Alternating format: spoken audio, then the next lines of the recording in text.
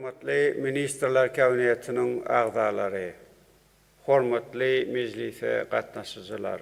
Hemişe bolşýaly bir jenayet edenlikler üçin iş kesilen ve eden etmişlerine ökünüp ak yürekten towa gelen raýatlarymyzyň günäsini geçýär. Olary ceza çekmekten boşatmak ýaly sahawatly çäreleri geçirip durýar.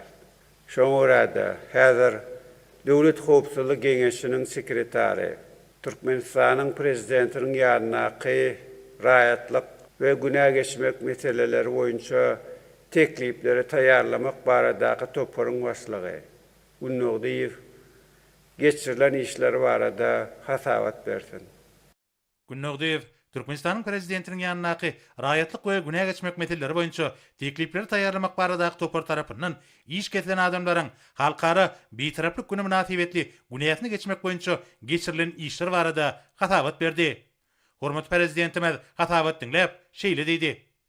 Hormatly meclise gatnaşyjylar. Häzir men asylly dämite eýerip, iş kesilen 276 sany raýatyň halkara bitaraplyk güni münasibetli günäsini geçmek baradaky permana gol çekjek.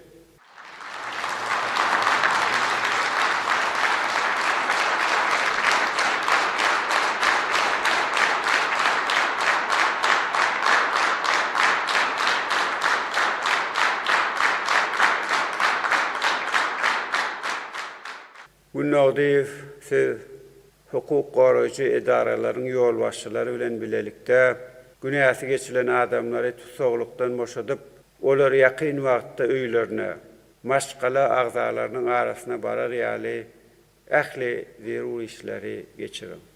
Günäsi geçilen adamlary bolsa ihlasly zähmet çekip, eri watanymyza ak yürekden hyzmat edip, halal zähmetin közýini görüp ýaşamaklaryny arzu edýär.